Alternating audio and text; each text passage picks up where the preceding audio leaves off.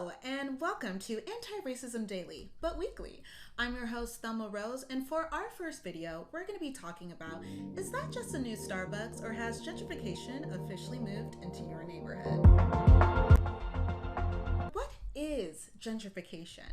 Gentrification is defined by Merriam as a process in which a poor area, as of a city, experiences an influx of middle-class or wealthy people who renovate and rebuild homes and businesses, which often results in an increase in property values and the displacement of earlier, usual poorer residents.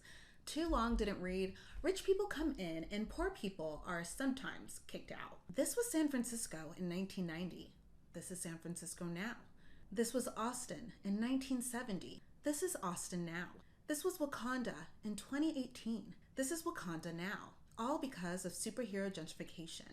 I'm just kidding, you guys. One of those places is obviously a fictional place. And it's Austin.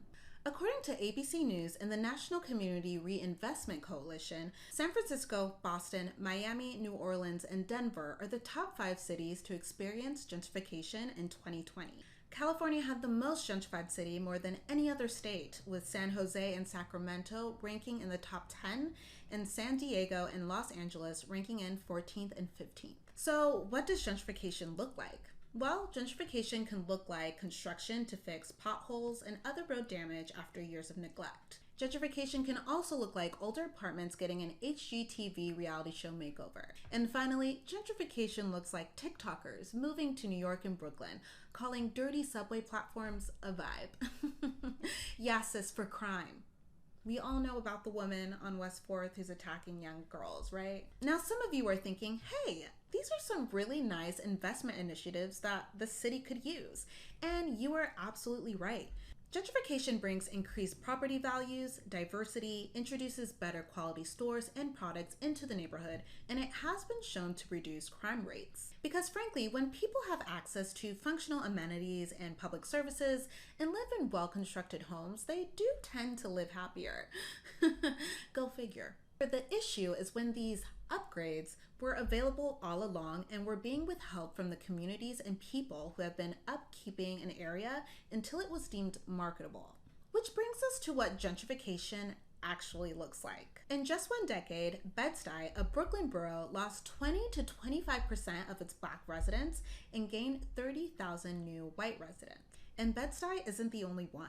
Other boroughs, including Bushwick and Crown Heights, have seen a decline in long-term Black residents and have seen double the number of white residents move in.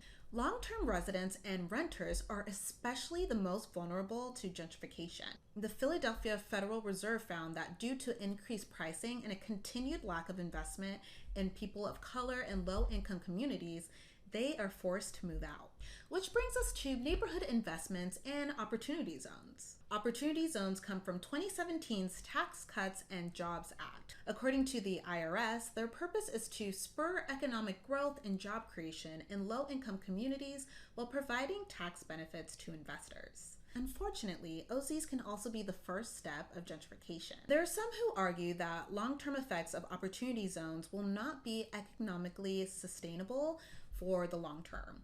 And that's because the industries who are relocating to these areas to avoid taxes are not investing in the people and the infrastructure who live there. There are some who even question the transparency of OZs, which makes it hard to find out who is investing, where that investment is going, and most importantly, who will be benefiting the most. Now, gentrification has only increased since the 1960s, presenting itself in different forms, like Zillow buying up a bunch of homes. But there is hope, and here are some things we can demand for an equitable future. For one, there could be an option of affordable housing for the residents who can no longer afford the new uptick in pricing. However, affordable housing is tied to a percentage of the local median income. So just because it's affordable doesn't mean it's affordable for everyone.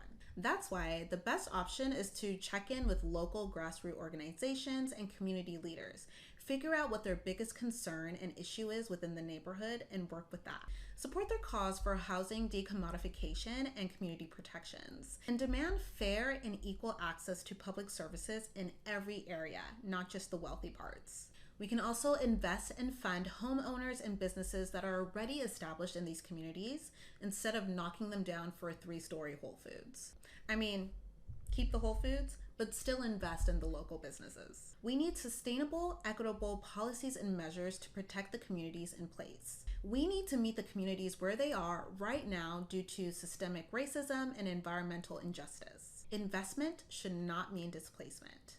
Thank you guys so much for watching our very first video. Make sure to tune in twice a week to this channel and make sure to subscribe to our daily newsletter where you can get topics such as this along with resources and action steps sent to your inbox every morning.